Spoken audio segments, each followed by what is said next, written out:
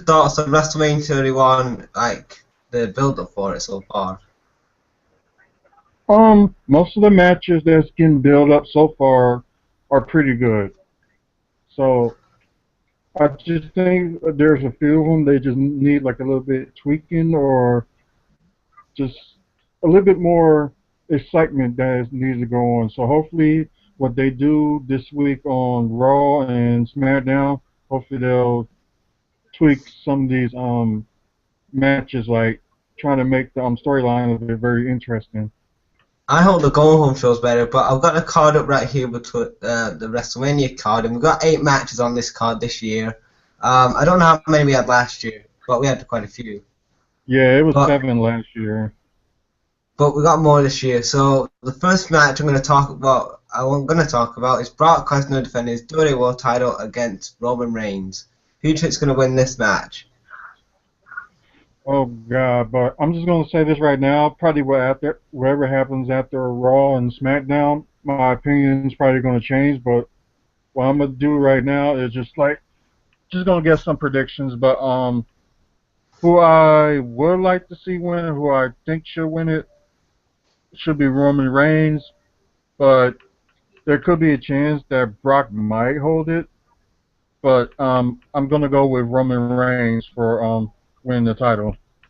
I mean, it looks kind of predictable. Like Roman Reigns is going to win the Royal Rumble because how like they built him up and stuff, and like the Royal Rumble and stuff. But I mean, Brock Lesnar could win the belt, yeah, because they kind of like talked about maybe unifying the UFC title and the WWE World title, like that promo that Heyman cut a few weeks ago. I mean, Yeah, what? I heard that. I heard that rumor. So after that match, we have Sting versus Triple H. This match, I think this is the only match I'm excited for this year's WrestleMania. The rest of the card, I mean, doesn't feel that much exciting. Like I'm excited for the ladder match and the Sting and Triple H match, and that's it.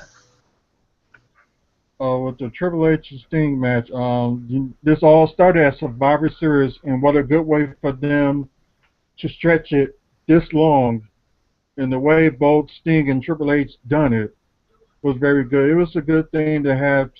I know people saw it coming from a mile away, but it was a good way for them to, stretch it on and stretch it on the way they did it. So, yeah, this is one of the matches will be good to see. And I mean, this is Sting's first WrestleMania match, and I'm excited to see this. I mean, because nobody has seen Sting at a WrestleMania yet, and that's going to be exciting to see. Oh, wait, hold on a second. I don't know. I'm hearing myself again. So, okay, that's what it is. Okay, got that taken care of. And okay, who am I gonna go for between Triple H and Sting? Right now, I'm going for Sting. I think that I think Sting's going to win that match, and also I didn't talk about who I thought was going to win Reigns versus Lesnar. I think it could go either way between that match, but I think Sting's going to win the Triple H's match. Yeah, do agree with that. And the next match I'm going to talk about is the Andre Memorial Battle Royal. This match, they announced this last year that was going to have an Andre Memorial Battle Royal every WrestleMania, and last year Cesaro won it, and then he got buried. And I don't know who's going to win this year. I think probably Ryback might win it this year, or maybe Miz now or the Miz. But I don't know. Like it just doesn't mean anything anymore. Like this Andre the Giant Memorial Battle Royal because it just they don't push the guy any higher than the mid card, or they just bury them all the time. I think they did kind of make a mistake where if they wasn't going to push Cesaro as they was going to, then what was the point of him winning it? But as for this year, it could be anybody.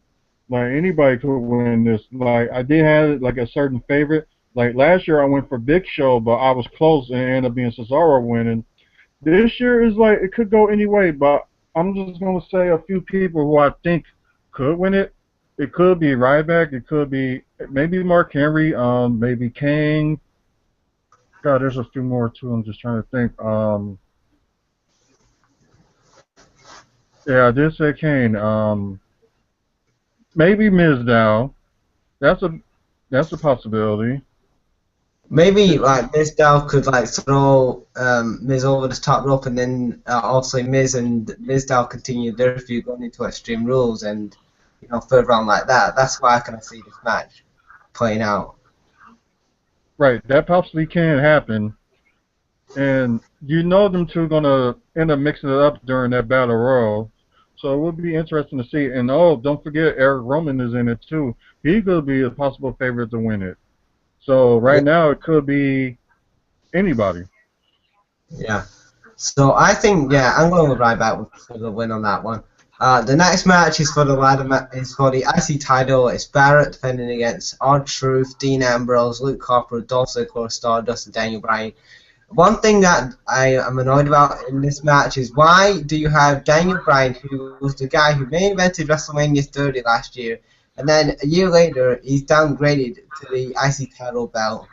Like, that doesn't make any sense. And the other point I was going to make is why um, is Dolph Ziggler in this match when he didn't he beat the Authority in the Survivor Series tag match with help with Sting, and now he's down to like back where he was like beginning of last year. With this title match going on, and I can understand how some people feel like they think Daniel Bryan did get downgraded, but here's the trick and here's the thing that people probably didn't think about. If Daniel Bryan ends up winning next Sunday for the IC title, he will be a Triple Crown champion. He'll win the WWE Championship, the tag team titles, and the IC title if he wins. He'll be a Triple Crown champion. As for who I think should win it, although they still in the title back and forth, I do like what this storyline was heading to ever since it started with Fastlane with Bad News Barrett and Dean Ambrose. It was a good storyline how they're doing it so far, and like the match they had this past Thursday with the Gauntlet was pretty cool too. But right now I'm gonna say Bad News Barrett will retain the title. One thing I don't get, why is R-Truth in this match? Like, has he done anything to elevate this feud except for steal the title and be on commentary? For him being the commentary and being funny as he is, that does help. Although the reason he's in there is because it was the SmackDown before the pay-per-view Fastlane. He did beat Bad News Barrett in a match, so that's why they're put him in there, and they decided like why not? And a lot of people was like hashtag give R-Truth a chance. So just something Oh, interesting. okay. Well, I don't watch SmackDown, but like R-Truth hasn't done anything relevant since beating Bo Dallas last year. Like, all of a sudden they just put him in a title match. Like, don't make no sense. Well, it was the But I way. think, but Oh, I it think was that the way they wanted to do it. So that was their way to like, hey, he beat the man, so why not put him in there just to make it interesting? I think maybe Luke Harper could win the match, or maybe Dolph Ziggler again. I don't know. Just I don't care about the. I don't know who's gonna win. Like, I just think it's gonna just be a spot fest, and I don't know. I just don't care about. I'm just gonna say that Dolph Ziggler gets the win. Yeah, that is a good point. That it would be good for him to win it. Just from what it looks like right now, it looks like have it's gonna be Bad News Barrett that's gonna retain.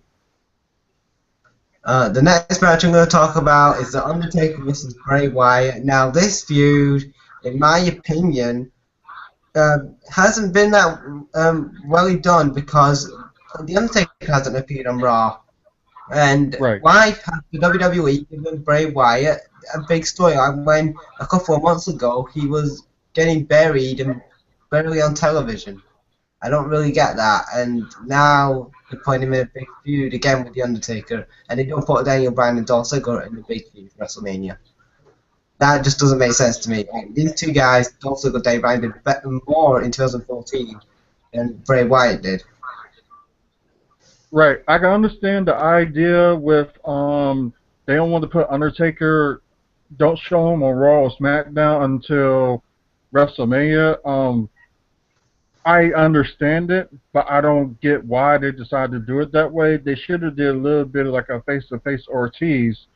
So hopefully it'll happen this coming week. But although Bray Wyatt is doing good with his promos, but it's just like it would be good to see like Undertaker go like face-to-face with him.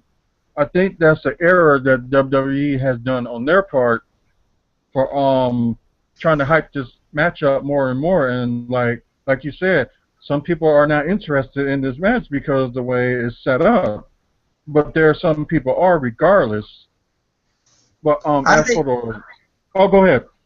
I think it will be a good match, but I just think the storyline is kind of lacking, and there's nothing interesting. Like, if the streak was still alive now, like today, then it would be an interesting feud. But now that the streak's dead, is it interesting to you, like this feud?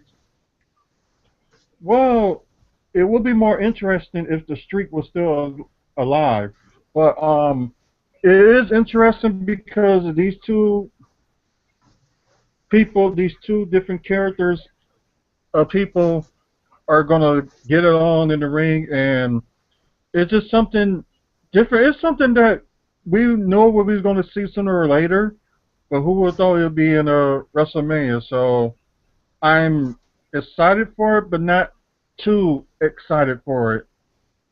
As for who I think is gonna win, I don't think they're gonna let Undertaker lose twice in a row because everybody already got pissed last year that they lost, and like from what I heard, like half the people had left WrestleMania 30 after that match. So I Yeah. don't think WWE want to do that same mistake twice. So Undertaker must win this match. And for the people that think it's going to hurt Bray Wyatt, it will not. It didn't hurt him when he went against John Cena last year at WrestleMania. Look at the guy now. He's facing one of the top guys in the game. So if he loses, it's not going to hurt him. But I think Undertaker will win this match. Yeah, I'm gonna go with Taker for this match. I think that Bray Wyatt. I mean, I don't see this as a burial. Kind of, this might be the other way around. But maybe Undertaker might put him over, kind of, kind of, but like doesn't look like a clean win or anything like that. Right. This is like kind of like passing the torch a little bit on this like face of fear kind of thing that they got going on. So this thing could be like passing the torch sort of way. Yeah, that's how I kind of see that this match is. The sixth match I'm going to talk about, which is Rusev to his US title against John Cena. Right. As for this one, like I'm surprised they did this at Fastlane. They could have saved it for WrestleMania to have, because I think it would have been good to see like I am a big Cena fan. Don't get me wrong, but it would have been good to see Cena lose it at WrestleMania and maybe win it at Extreme Rules. I thought that would have been a little bit better, but they decided to just do it early with Fastlane. But I think like with this storyline, like heading to WrestleMania, John Cena has more of an attitude in there and like more aggressive, more upset, which I know some fans like myself want to see that. And like Rusev, of course, dominating as ever. So he already beat John Cena, and if his first loss end up in the hands of Cena, it's not going to kill him. But I do think Cena will win the match and get the title. Okay, this is how I think it's going to happen. I think that the whole match between Cena and Rusev was kind of WWE's way of basically just putting John Cena on the show, in my opinion, just to get more buys, I think. And then I think they're just going to add this match on as a rematch, probably to Cena, to get the win, probably, which I don't think it should happen. I think Rusev should get the win, add a big WrestleMania, and make himself a star, but It's WWE's way. It's how they roll. It's the Breakfast Club and all that. So I'm gonna see that John Cena gets the win here, and then probably Rusev Paul wins it back in Extreme Rules, something kind of like that. But I think it's just mainly just about because who knows the situation with Brock? Because right now, because now they're talking about they're gonna have him hold the title. So if they're gonna have like Brock hold the title to retain it, which I hope it don't happen, but they have John Cena holding the U.S. title and making that elevate that title, and maybe they decide to not have Bad News Barrett win and give Daniel Bryan the Intercontinental title, and both elevate both for like when they like appear in house shows and probably make it more interesting for the fans to go see them. So that's a possibility of what they could be doing, but it's just for now. I just think right now they just want to put John Cena like down to like the mid card in a way and just keep him down there for a while, then until they're ready to bring him back up. I mean, do you really want to see another John Cena and Brock Lesnar feud? I mean, I don't, but if that's the way they're going with this, after WrestleMania, with the whole WWE World Title thing and stuff.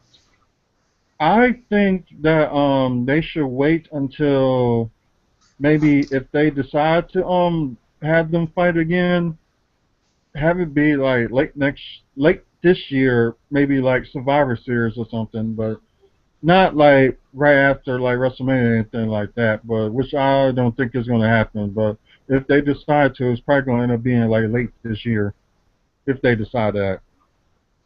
Yeah. I think, like I said, Cena's going to win that match. The next match is AJ and Paige versus the Bellas. I don't care about this match. Will the WWE creative team hashtag give Divas a chance? I don't think so. I'm gonna go with AJ and Paige to get the win.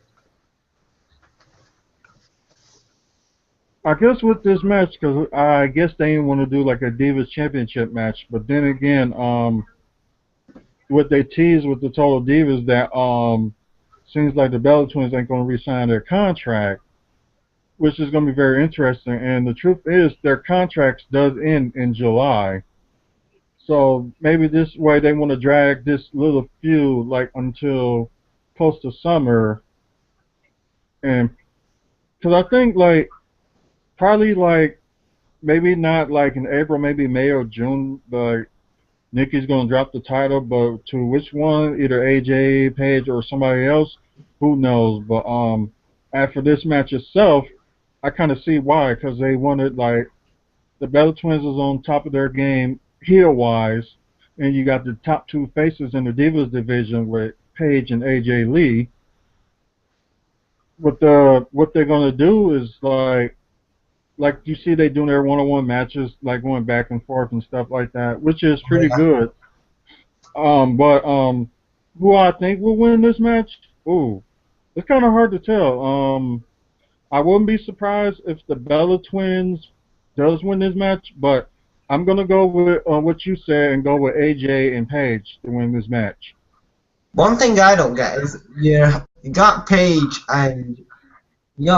and she's supposed to be this anti-diva and stuff, but why is she on Total Divas when the divas on Total Divas are the opposite of Paige? I mean, WWE have got Paige, who's supposed to be this anti-diva, but they put her on Total Divas. Like, that doesn't make any sense to me, in my opinion. Like, Yeah, I get what's what that? you're saying.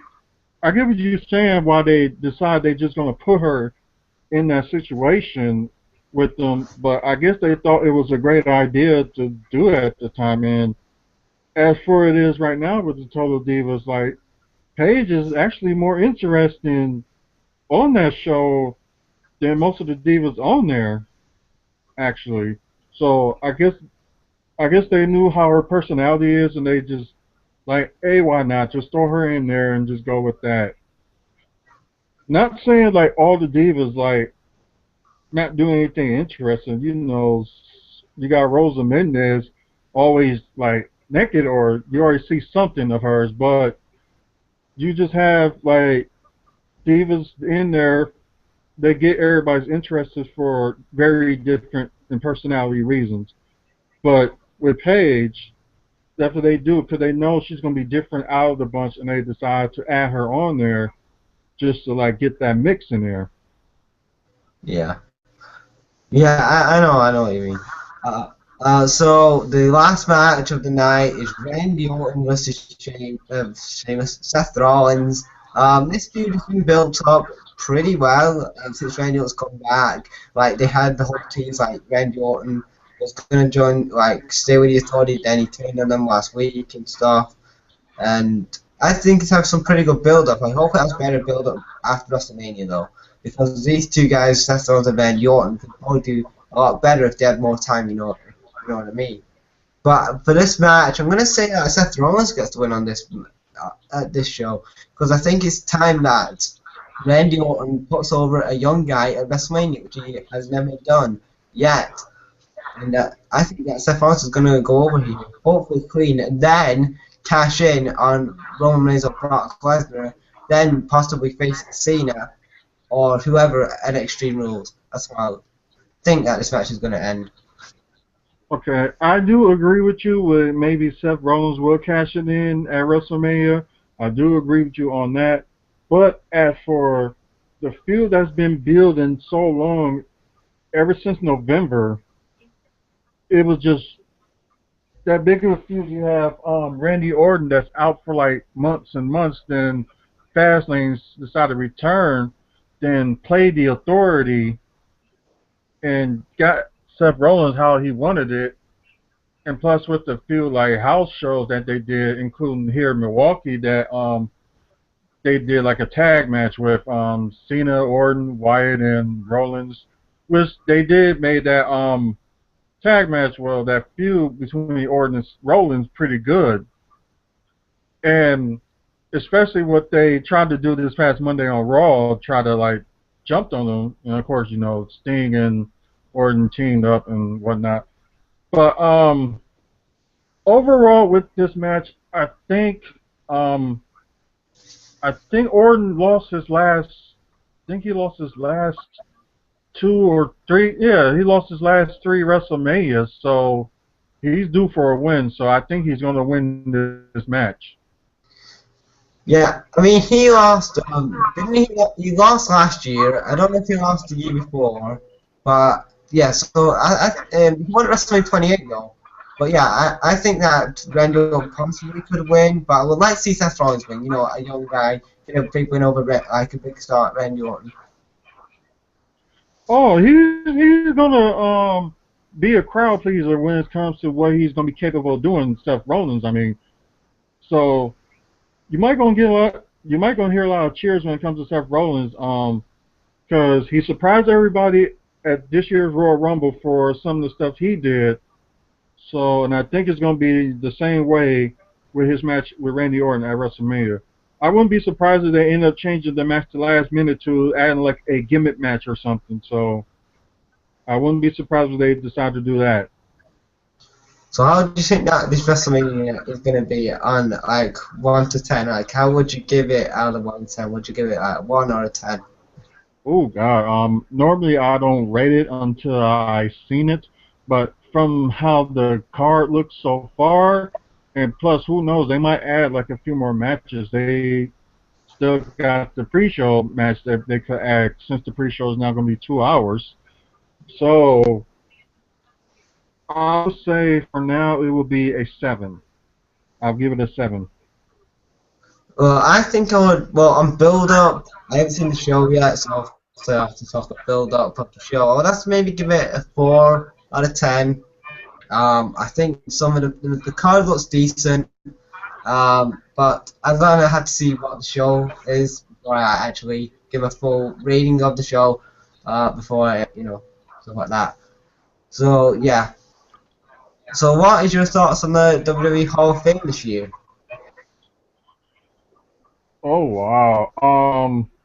I guess like what's it this month or tomorrow they're gonna mention their last one, and I guess we already know who it's gonna be. So it's a pretty interesting card. Especially the guy they added in this past Thursday on SmackDown. Is like I don't know much about the guy, but I guess when I watch the Hall of Fame this coming Saturday, I guess I get to see and know more about this guy. But how the card is so far, they made it interesting. Just put it that way. They made it interesting. It is very interesting, but one person, they missed out a couple of people, I think, this year. Owen Hart was kind of one I wanted to see in the Hall of Fame this year. China, Miss Elizabeth. Just, they missed out on those three big names, I think, in my opinion. Miss Elizabeth, I can see her either next year or the year after. China is going to be a while after what Triple H has said on Stone Cold's podcast that because she did her thing over there. My opinion, it shouldn't make a difference what she does, but because you're gonna have they said an 8-year-old trying to looking at like Google her or whatever. First of all, why have like an 8-year-old be on the computer anyway without putting child safety on there for one? And I don't think China should be pushed out the side because of what she did in her past. This is about what she did at the time that she was there. It should be all about that, not about what she did a few years ago or anything like that. As for, and I think you added Owen Hart in there too. I can see him within the next 3 years probably be in that Hall of Fame. Is either be next year, the year after, or the year after that. It's gonna be between next year and like 3 years, somewhere in that timetable that he's gonna be in it. I probably see Owen Hart probably getting inducted next year. Him and I probably like see Sting getting inducted next year. I can see Owen Hart and Sting headlining WrestleMania, headlining the Hall of Fame next year. Probably with maybe Taker and maybe China, and maybe a few more. But that's how I kind of feel about it.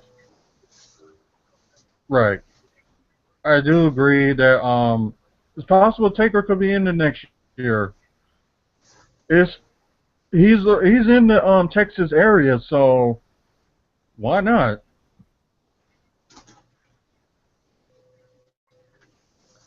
This just all depends where they're gonna go with it.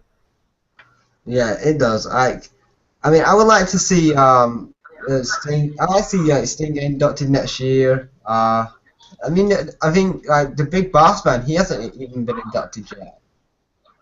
Oh, good point. He wasn't. It'll be a good thing to probably see him inducted in there too. Well, who would induct him though? Like, who do you think would induct him? Oh God, that's a hard one. To be honest, I wouldn't know. I don't know. I would not know who would induct him. I mean, I think Hogan might induct Sting. I think maybe, but I don't know who would induct like Big Boss Man. Probably Kane will induct Undertaker or something like that, or something kind of like that. Yeah, 'cause that'd be a hard one on knowing who's gonna induct the big boss man. God, I just let's see, 'cause I think he was he managed by Jimmy Hart by one time. Maybe Jimmy Hart will induct him in.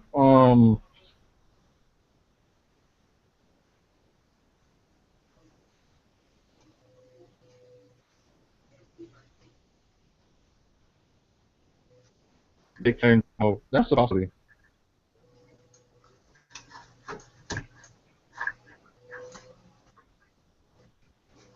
So have we covered everything for this year's WrestleMania preview? Yep. Okay. Yep, and like I was going to say, I'm going to do this again. Hopefully, you and a few others will be on the show that I'm doing this Saturday. Because who Yeah. knows, my opinions or my, the matches or wherever my who I pick to win, wherever it might change. So we will see this Saturday. Well, after WrestleMania, I am going to do a Google Hangout straight after WrestleMania. So if you want to join that with me, you can. And then I also going to have another YouTuber called Azzy11. He's going to join me as well. We're supposed to do one. We're going to do a preview on Saturday, and we're going to do a review as well. So hope we can join us for that. Right, just let me know. Oh well. So that is the end of our WrestleMania 31 preview. Thank you guys for watching, and thanks for watching. Bye out. Bye, guys.